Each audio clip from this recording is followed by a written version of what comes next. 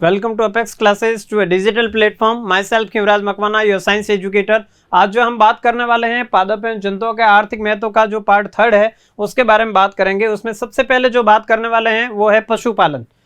Animal husbandry क्या होता है? पशुपालन। तो पशुपालन अपने भारत में शुरुआत से ही अपन देखते हैं, पौराणिक काल से ही चला आ रहा है। लोग अपने घरों के साथ साथ में जहाँ रहते हैं उन्हीं आवास के साथ साथ में खेतों में पशुपालन का भी काम करते आ रहे हैं।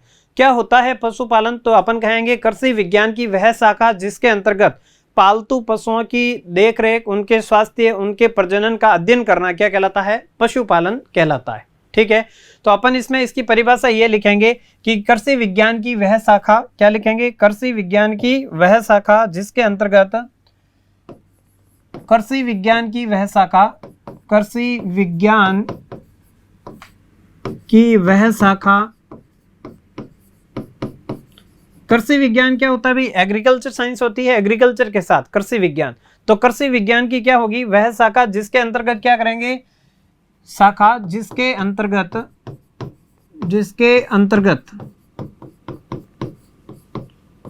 पालतू पशुओं और किस पालतू पशुओं के जो भोजन है, उनका आवास है, उनके प्रजनन, इन सब का अध्ययन करना।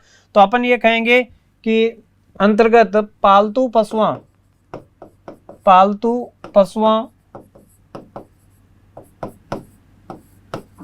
के भोजन, आवास व प्रजनन, साथ में अपन कह सकते हैं स्वास्थ्य आदि का अध्ययन करना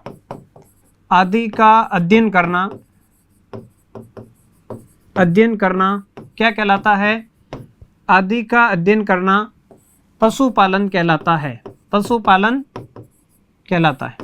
तो ये पशुपालन की परिभाषा हुई। पशुपालन किसे कहेंगे? तो अपन कहेंगे कि कृषि विज्ञान की वह शाखा जिसके अंतर्गत जो पालतू पशु है, जिनको अपन पालते हैं घर में, गाय, भैंस है, बकरी है, भेड़ है, तो इन पालतू पशुओं के भोजन, उनके आवास, उनके प्रजनन, उनके स्वास्थ्य, हेल्थ, इन सभी का स्टडी करना, अध्ययन करना ही क्या कहलाता है?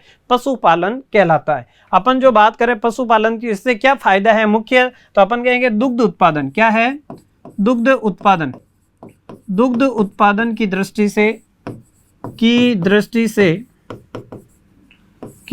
से यह महत्वपूर्ण है। यह क्या है? महत्वपूर्ण है। तो सबसे ज्यादा दूध उत्पादन करने के लिए क्या करते हैं? पशुपालन करते हैं। तो दुग्ध उत्पादन की दृष्टि से भारत का भी विश्व में कौन सा स्थान है? प्रथम स्थान है। कौन सा स्थान है? प्रथम स्थान है भारत का, ये ध्यान रखना है। और विश्व में सबसे ज्यादा जो अपन कहें कि विश्व में जो 55% भैंसें और 15% गायें कहाँ पाई जाती है? विश्व की टोटल जो पशुपालन है वो भारत में ही पाई जाती है। तो अपन कहेंगे विश्व की लगभग 55% भैंसें व 15% गायें भारत में है। ठीक है, और दुग्ध उत्पादन की दृष्टि से भारत का कौन सा स्थान है? तो पहला स्थान है। कौन सा है? पहला स्थान है। ठीक है, तो अपन यहाँ पे लिखेंगे फैक्ट 1 नंबर। तो अपन लिखेंगे दुग्ध उत्पादन की दृष्टि से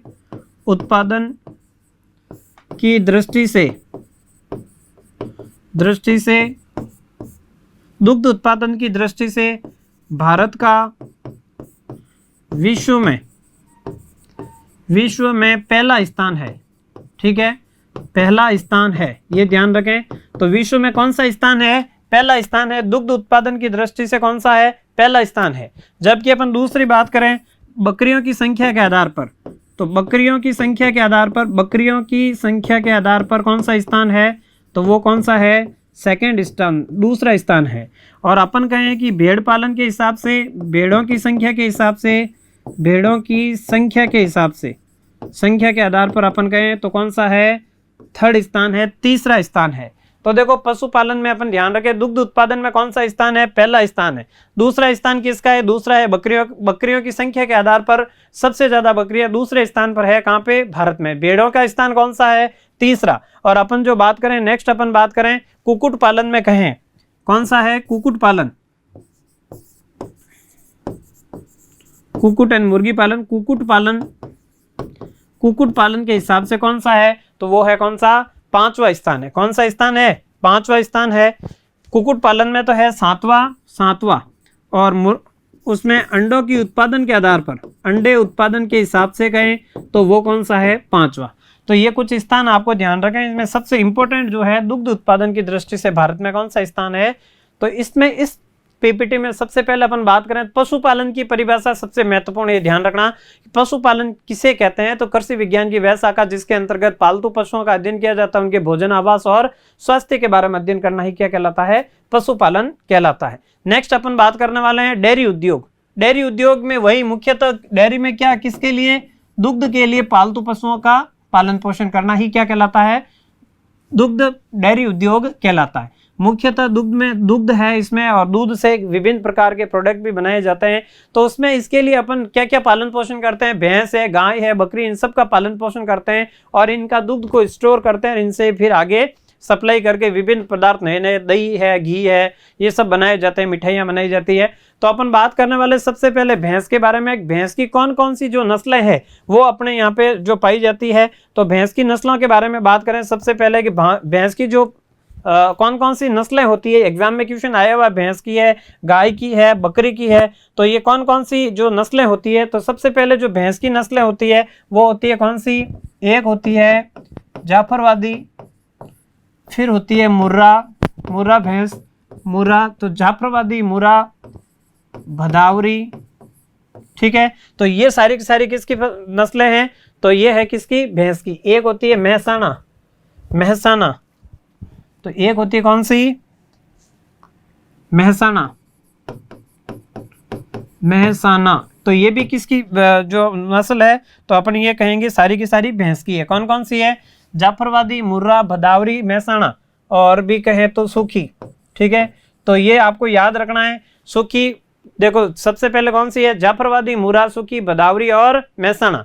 तो ये आपको बिल्कुल याद करना है, भैंस की कौन कौन सी उत्तम नस्लें हैं जिनसे ज्यादा दूध की प्राप्ति होती है, जाफरवादी, मुर्रा, सूखी, भदावरी और महसाना, ये आपको याद रखना। नेक्स्ट है गाय की जो कौन कौन सी नस्लें हैं, तो गाय की कुछ नस्लें होती है तो उनके बारे में अपन बात करने वाले। एक होती है कौन सी, एक होती है गिर, ठीक है, गिर।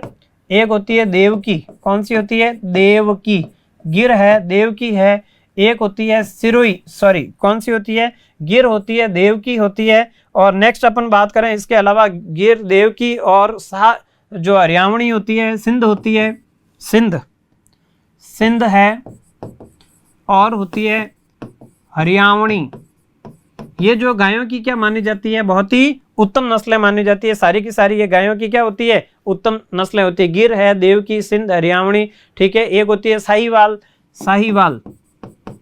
साहीवाल, तो ये सभी की सभी क्या है, गायों की उत्तम नस्लें मानी जाती है। नेक्स्ट अपन जो बात करेंगे किसकी, बकरी की नस्लें। किसकी है, बकरी की नस्लें। तो आपको गाय की, भैंस की तो नस्लें याद रखनी है, साथ में आपको कौन सी याद रखनी है, बकरी की नस्लें। तो बकरी की एक है सबसे फेमस है, वो है सिरोही। कौन सी है, सिरोही के अलावा एक है बारबरी, ठीक है, बारबरी। एक होती है भाई कौन सी, एक होती है कश्मीरी पश्मीना, ठीक है। इनकी जो पश्मीना, जो कश्मीरी बकरी होती है, इनके ऊपर रुई ज़्यादा होती है, ऊन ज़्यादा होती है, तो इनसे पश्मीना शॉल भी बनाई जाती है, शॉल बनाई जाती है। पश्मीना की बहुत महंगी होती है और लोग कई पश्मीना की शॉल जो डुप्लीकेट है भी बेचते हैं, लेकिन ओरिजिनल जो शॉल होती है बहुत महंगी होती है, तो पश्मीना शॉल भी बनाई जाती है इससे। और ये भी ध्यान रखना, ये सारी की सारी किसकी नस्लें हैं, बकरी की। सिरोही है, बारबरी है, कश्मीरी पश्मीना है। नेक्स्ट है जमुनापरी, ये सभी नस्लें किसकी है, बकरी की नस्लें हैं। बिल्कुल आपको याद रखना है, भैंस की, गाय की, बकरी की नस्लें। नेक्स्ट अपन जो बात करने वाले हैं, ऊन उद्योग, यानी दूध के साथ साथ में उनसे ऊन भी प्राप्त होती है। ऐसी जो नस्लें हैं वो सबसे ज्यादा किसका पालन पोषण किया जाता है, भेड़ का पालन पोषण किया जाता है। किसका किया जाता है, भेड़ का। तो भेड़ की जो कौन कौन सी होती है, तो वो होती है, देखो इसकी नस्लें, एक होती है लोही। कौन सी होती है, लोही। एक होती है नली, एक होती है पाटनवाड़ी। कौन सी होती है, पाटनवाड़ी, लोही, नली, ये सारी किसकी है, तो ये सारी की सारी किसकी नस्लें हैं, भेड़ की और मारवाड़ी, ठीक है।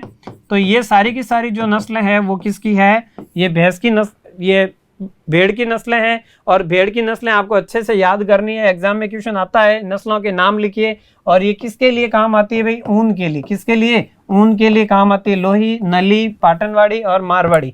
ठीक है, ये भेड़ की नस्लें होती है, इनसे क्या प्राप्त की जाती है, ऊन प्राप्त की जाती है और इसका उपयोग विभिन्न जगह होता है। ठीक है, तो नेक्स्ट जो अपन पशुपालन में बात कर रहे थे वो है, नेक्स्ट पशुपालन के बाद में आता है कुक्कुट पालन, जिसको अपन कहते हैं मुर्गी पालन।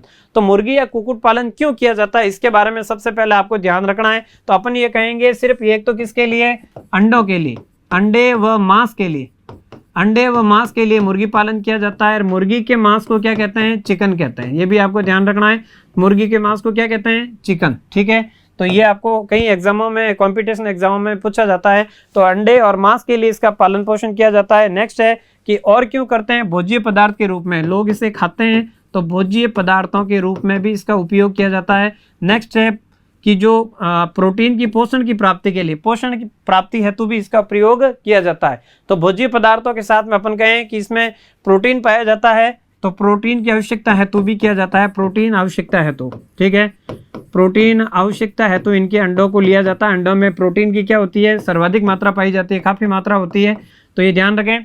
प्रोटीन की आवश्यकता है तो इनके अंडों को खाया जाता है, इसके लिए मुर्गी पालन या कुक्कुट पालन किया जाता है। ठीक है, मुर्गी पालन किया जाता है और इनमें अंडे है, मांस है, इनका उपयोग लेते हैं। नेक्स्ट अपन जो बात करें कि हमने कहा था कि अंडे उत्पादन की दृष्टि से भारत का कौन सा स्थान है, 5वां स्थान है। ठीक है, कौन सा स्थान है, अंडे उत्पादन की दृष्टि से, उत्पादन की दृष्टि से भारत का कौन सा स्थान है, 5वां। कौन सा है, 5वां। तो भारत का स्थान, भारत का अंडे उत्पादन की दृष्टि से 5वां स्थान है। ठीक है, और मुर्गी पालन के हिसाब से 7वां स्थान है, तो ये भी आपको ध्यान में रखना है। नेक्स्ट जो अपन बात करके मुर्गी पालन होते हैं तब क्या क्या ध्यान में रखना पड़ता है, मुर्गी पालन में क्या ध्यान रखना पड़ता है, तो एक तो मुर्गियों के स्वास्थ्य का समय समय पर ध्यान रखना होता है, स्वास्थ्य, मुर्गियों के स्वास्थ्य का। नेक्स्ट है वहाँ का वातावरण, नमी है, ह्यूमिडिटी है, वातावरण का भी ध्यान में रखा जाता है। और जो रोगग्रस्त मुर्गियां होती हैं उनको अलग किया जाता है, वातावरण का भी ध्यान रखा जाता है। मुर्गियों से एक रोग भी होता है, कौन सा होता था, बर्ड फ्लू हुआ था मुर्गियों में रोग। ऐसे कैसे स्वाइन फ्लू, आई फ्लू, अलग अलग रोग होते हैं, लेकिन जो मुर्गियों से होता था वो रोग कौन सा है, बर्ड फ्लू है। कौन सा है, बर्ड फ्लू। ठीक है, नेक्स्ट है कि इनका जो और क्या है, इनके और है सुरक्षित आवास रखना, इनके लिए सुरक्षित आवास इनका सही होना चाहिए और इंसेक्ट मुक्त होना चाहिए। कई छोटे कीड़े मकोड़े होते हैं, इनको लग जाते हैं जिनसे बीमारी हो जाती है, बहुत बड़ी संख्या में मरती है। तो स्वास्थ्य, वातावरण, सुरक्षित आवास, इनके पौष्टिकता आदि का ध्यान रखा जाता है। पौष्टिकता, और पौष्टिकता में भी इनको चूने के पत्थर, छोटे छोटे कंकड़ और गेहूं का चापड़ आदि इनको खिलाए जाते हैं, दाने खिलाए जाते हैं और मुर्गी पालन किया जाता है। तो इन सब का आपको ध्यान रखना है। दाने कौन कौन से खिलाए जाते हैं, तो इनमें ये ध्यान रखना है, बाजरा है, मक्का है, गेहूं है। ठीक है, ये ऐसे जो है ऐसे अनाज इनको खिलाए जाते हैं। ठीक है, और चूना पत्थर भी, छोटे छोटे कण भी दिए जाते हैं ताकि इनके जो अंडे होते हैं कैल्शियम कार्बोनेट के, उनमें पर्याप्त मात्रा में कैल्शियम बना रहे। ठीक है, तो ये सारे के सारे ध्यान रखना। ये किसका भाग था, ये था आपके कौन सा, कुक्कुट पालन या मुर्गी पालन। नेक्स्ट जो बात कर रहे हैं वो है प्रवाल या प्रवाल भित्तियां। क्या होते हैं प्रवाल और प्रवाल भित्तियां, ये जो जीव होते हैं समुद्री जीव होते हैं। क्या होते हैं भाई, समुद्री जीव होते हैं। और समुद्री जीव कैसे होते हैं, ये एकल या निवयी होते हैं, एकल या निवयी। ठीक है, एकल या निवयी जीव होते हैं, समुद्री जीव होते हैं, एकल और निवयी। और इनका जो संघ होता है, संघ कौन सा होता है, तो इनका जो संघ होता है वो होता है सिलेंट्रेटा संघ। कौन सा होता है, सिलेंट्रेटा संघ।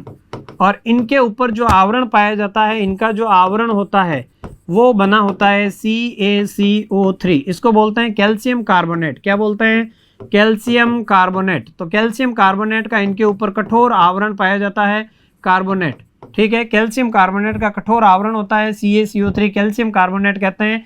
तो इनको सामान्य भाषा में इनके जो ये ऊपर कंकाल होता है, यानी अंदर जीव होता है, ऊपर कठोर आवरण होता है। वो कठोर आवरण, जैसे आपने शंख देखे होंगे, सीपी देखी होगी, तो उनमें जीव होता है, वो जीव तो बाहर निकल जाता है, फिर सीपी अलग हो जाती है। तो जो ऊपर वाला बाह्य कंकाल होता है, वो बाह्य कंकाल जब अलग हो जाता है, इनसे स्त्रावित हो जाता है, जीव निकल जाता है, तो ऐसे जो कंकाल होते हैं जा जाके समुद्र के किनारों पे क्या हो जाते हैं, अंदर जमा हो जाते हैं। तो इनका जो बाह्य कंकाल होता है उसको प्रवाल कहते हैं। क्या कहते हैं, प्रवाल कहते हैं। इनके बाह्य कंकाल को कोरल या प्रवाल कहते हैं। तो अपन कहेंगे स्त्रावित कंकाल, स्त्रावित कंकाल। तो इनका जो बाह्य कंकाल होता है ये CaCO3 का बना होता है, जिसको अपन या तो कहते हैं कोरल या फिर क्या कहते हैं, प्रवाल। कोरल या प्रवाल। अब क्वेश्चन आता है कोरल रीफ किसे कहते हैं। तो देखो बाह्य कंकाल कोरल कहलाता है। तो ऐसे बाह्य कंकाल होते हैं वो जा के समुद्र के किनारों पे जम जाते हैं, उनमें मुकुलन द्वारा बहुत सारे ऐसे कंकाल चिपकते जाते हैं और एक चट्टान का रूप धारण कर लेते हैं, उसको कोरल रीफ या प्रवाल भित्तियां कहते हैं। ये एग्जाम की व्यू से काफी महत्वपूर्ण है और ये ध्यान रखना जो अधिकांश जो ये कोरल स्त्रावित करता है वो एक एग्जाम में क्वेश्चन पूछा गया, ये ध्यान रखना आप, सबसे इंपॉर्टेंट क्वेश्चन है। सबसे ज्यादा जो कोरल रीफ बनता है, कोरल रीफ कौन बनाते हैं सबसे ज्यादा, तो वो बनाते हैं एंथोजोआ वर्ग। कौन सा बनाता है, एंथोजोआ वर्ग। एंथोजोआ वर्ग है, इसके जो जीव होते हैं सर्वाधिक मात्रा में कोरल रीफ बनाते हैं। ये वेरी वेरी इंपॉर्टेंट क्वेश्चन लगा देना, ये एग्जाम में कितनी बार पूछा गया है। ये तो देखो सिलेंट्रेटा तो है ही है, लेकिन कोरल रीफ सबसे ज्यादा कौन बनाता है, इसमें भी सिलेंट्रेटा में खूब सारे वर्ग होते हैं, तो इसका एक वर्ग है कौन सा, एंथोजोआ वर्ग होता है, वो सर्वाधिक कोरल रीफ या प्रवाल भित्तियां बनाता है। नेक्स्ट जो बात करेंगे कि प्रवाल भित्तियां कोरल रीफ किसे कहते हैं, तो अपन ये कहेंगे कि जो प्रवाल निवयी होते हैं उनके पालियों के लगातार मुकुलन के कारण। तो प्रवाल निवय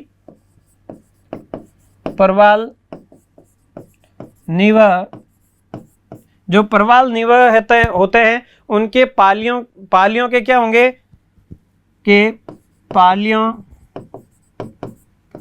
के लगातार मुकुलन से, इनमें ज्यादातर ये जो प्रवाल जो कंकाल आएंगे उनको अपन कहेंगे, क्या कहेंगे, पालियां, या इनके जो प्रवाल होंगे वो उनके लगातार मुकुलन, यानी एक जुड़ेगा उसके आगे जुड़ता जाएगा, लंबी चेन बनती जाएगी और जिसके कारण क्या हो जाएगा, मुकुलन से क्या होगा, जो चुनेदार पत्थर होते हैं उनके समान एक चैन बन जाती है चिपककर और एक चट्टान रूप का धारण कर लेते हैं, जिसके कारण उन चट्टानों का क्या होगा, कवच के रूप में बन जाते हैं। तो अपन ये कहेंगे मुकुलन से समुद्रों में चुनेदार चट्टानों का निर्माण हो जाता है, चट्टानों का निर्माण हो जाता है, जिसे कोरल रीफ या क्या कहते हैं, प्रवाल भित्तियां। क्या कहते हैं, प्रवाल भित्तियां। ये एग्जाम में क्वेश्चन आ सकता है, ध्यान रखना। प्रवाल भित्तियां किसे कहते हैं, तो ये कोरल रीफ या प्रवाल भित्तियां कहते हैं। अब होता क्या है कि जब ये जीव निकल जाते हैं, तो क्या होता है, इनके शरीर में से कैल्शियम कार्बोनेट का इस प्रकार से, ये माना कि यहाँ आके इस प्रकार से ये कंकाल जमा हो गया, तो दूसरे कंकाल फिर आके इस प्रकार से जमा हो जाएंगे और जमा होते होते ये धीरे धीरे क्या कर देंगे, इस प्रकार एक चट्टान का रूप धारण कर लेंगे और इस चट्टान के रूप के धारण को क्या कहेंगे, प्रवाल भित्तियां या कोरल रीफ कहते हैं। तो अपन करेंगे ये जो प्रवाल होते हैं ये प्रवाल निवय के पालियों के लगातार मुकुल से समुद्रों में चुनेदार या चट्टानों का निर्माण हो जाता है, चुनेदार चट्टानों का निर्माण हो जाता है, जिसे कोरल रीफ या प्रवाल भित्तियां कहते हैं। तो ये प्रवाल भित्तियां भी आपको ध्यान में रखना है, बहुत ही इंपॉर्टेंट है, कोरल रीफ या प्रवाल भित्तियां किसे कहते हैं। नेक्स्ट जो बात करने वाले हैं मोती या मुक्ता संवर्धन। इसका जो संघ होता है वो होता है कौन सा, मोलस्का। कौन सा होता है, मोलस्का। तो इसका जो संघ के बारे में बात करें, संघ होता है मोलस्का संघ के जीव होते हैं ये, और इनसे जो चीजें बनाई जाती है वो बटन बनाए जाते हैं। इनसे क्या बनाए जाते हैं, बटन बनाए जाते हैं। और साथ साथ में बटन के अलावा और कौन कौन सी चीजें बनाई जाती है, तो अपन कहेंगे कौड़ियां प्राप्त होती है, इनसे कौड़ियां बनती है, कौड़ी, ठीक है, छोटी छोटी कौड़ियां होती है जो कई बार माला बनाने में इसका उपयोग होता है। तो ये कौड़ियां बनाने में, बटन बनाने में, और सबसे महत्वपूर्ण है क्या बनाने में, मोती बनाने में इनका उपयोग करते हैं। मोती बनाने में इसका उपयोग करते हैं, और मोती सबसे काफ़ी महंगे भी होते हैं, तो इनका उपयोग वहाँ पे होता है। और अपन कहेंगे कि इनका जो पालन पोषण है उसको अपन कैसे कहेंगे कि इसको मोती संवर्धन या मुक्ता संवर्धन किसे कहते हैं, तो अपन कहेंगे कृत्रिम तकनीक माध्यम से क्या करना, जो ये मॉलस्कन्स जीव होते हैं उनका क्या करना, सीपियों का पालन पोषण करना ही क्या कहलाता है, मुक्ता संवर्धन, या फिर क्या कहलाएगा, मोती संवर्धन कहलाता है। तो अपन इसको कहेंगे कृत्रिम तकनीक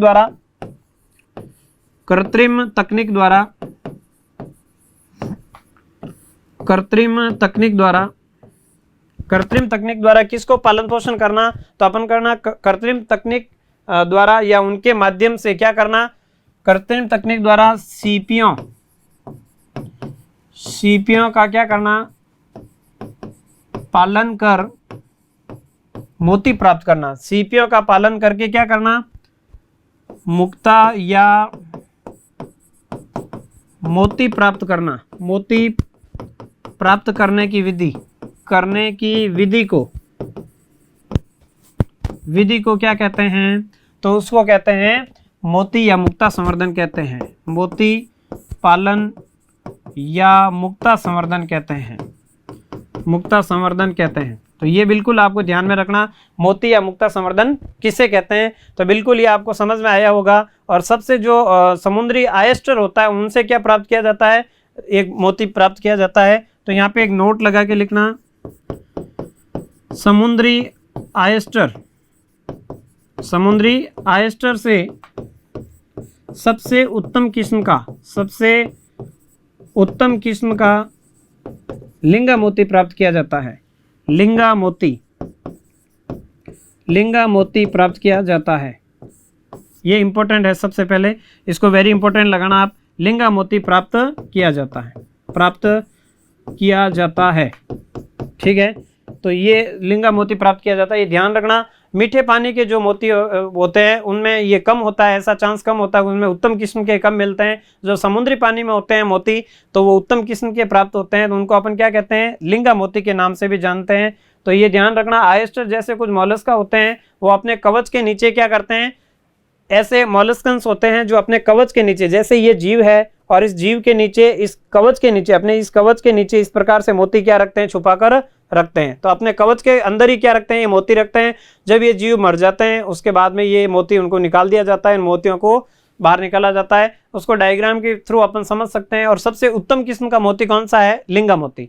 तो देखो एक डायग्राम के थ्रू मैं आपको बता देता हूँ। ये ऐसे जीव होते हैं, देखो ये एक जीव आपके सामने है, ये इस प्रकार के एक जीव होता है। और इस जीव को अपन इस प्रकार से खोला तो हमने ये देखा कि इनके यहाँ पे बीच में देखो इस प्रकार के मोती बनते हैं। इनके शरीर में यहाँ पे क्या बनते हैं, मोती बनते हैं इनमें। तो इस प्रकार के गोल गोल देखो यहाँ पे मोती बने हुए थे। इस प्रकार से आप अगर आप प्रियल कल्चर सर्च करेंगे नेट पे तो इस प्रकार के जीव मिलेंगे और उसमें आप देखेंगे ये इस प्रकार के मोती बनते हैं इनके शरीर में। और ये मोती डेवलप होकर जब ये जीव मरने लगते हैं, मरने के बाद ये समुद्र के किनारों पर आकर ऐसे गिर जाते हैं तो इनके शरीर में इस प्रकार के मोती मिलते हैं। बहुत सुंदर नज़ारा आपके सामने है, इसलिए आप ज़्यादा से ज़्यादा कमेंट्स करें ये कैसा लग रहा है, आपको कैसा लग रहा है, बिल्कुल कमेंट करके मुझे बताएं कि डायग्राम आपको बहुत अति सुंदर लगेगा।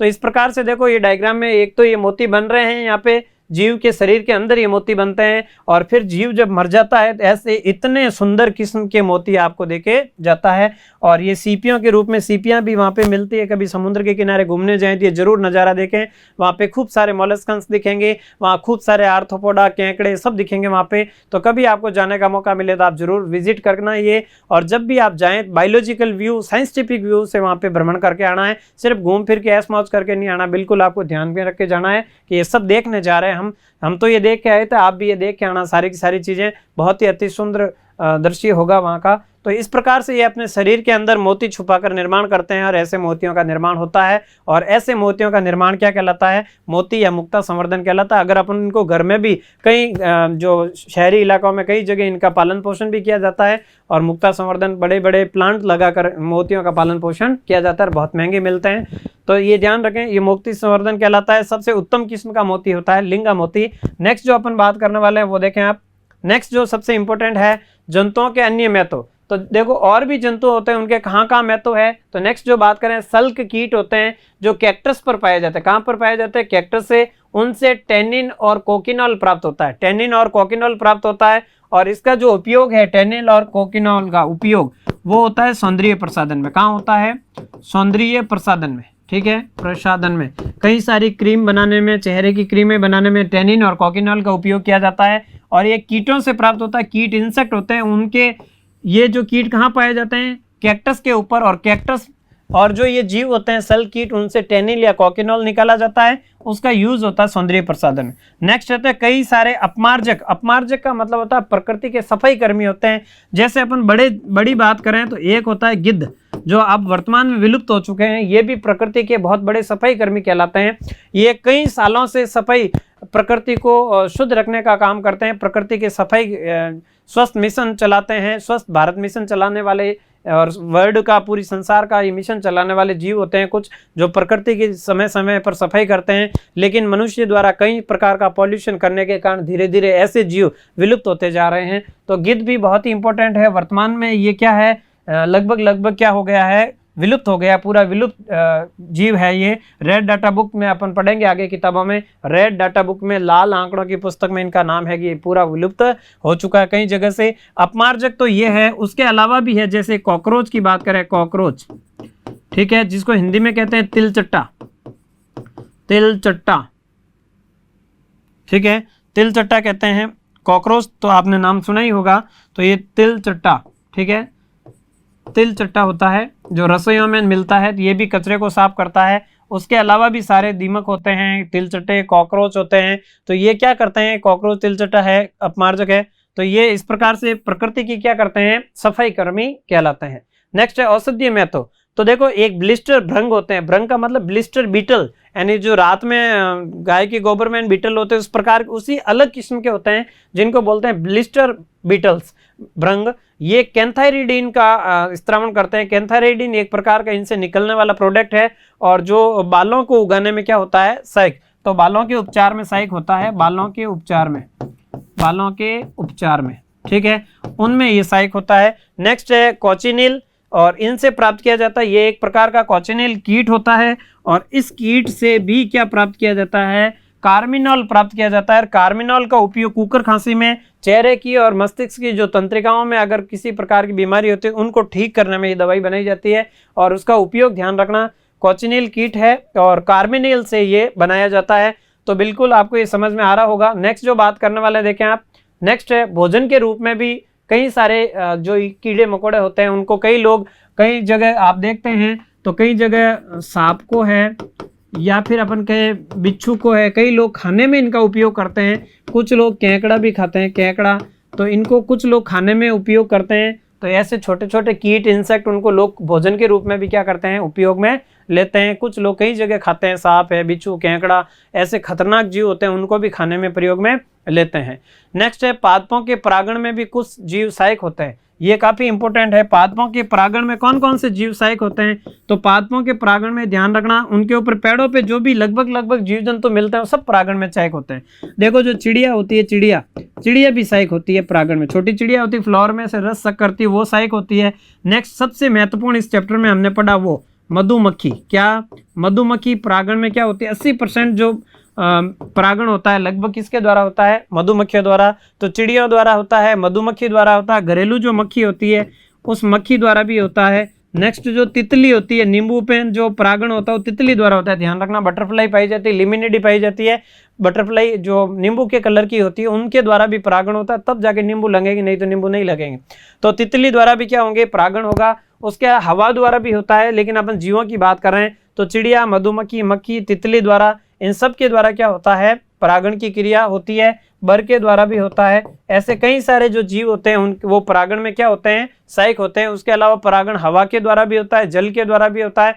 तो ये परागण की विधियां। इसके अलावा अपन बात करें तो जल है, वायु है, इसके द्वारा भी परागण होता है। लेकिन जीवों की बात करें अपन तो सिर्फ तो चिड़िया द्वारा, मधुमक्खी द्वारा, मक्खियों द्वारा, तितली द्वारा, बर द्वारा, चिट्टी द्वारा भी होता है, ध्यान रखना। चिट्टियां भी चढ़ती है, चिट्टियां भी द्वारा भी क्या होता है, पर परागण होता है। तो आई होप ये वीडियो आपको समझ में आया होगा। अगर ये वीडियो समझ में आया लाइक करें, शेयर करें अपने दोस्तों को बहुत ज़्यादा। तब तक के लिए आपको थैंक यू, बहुत बहुत आभार, धन्यवाद।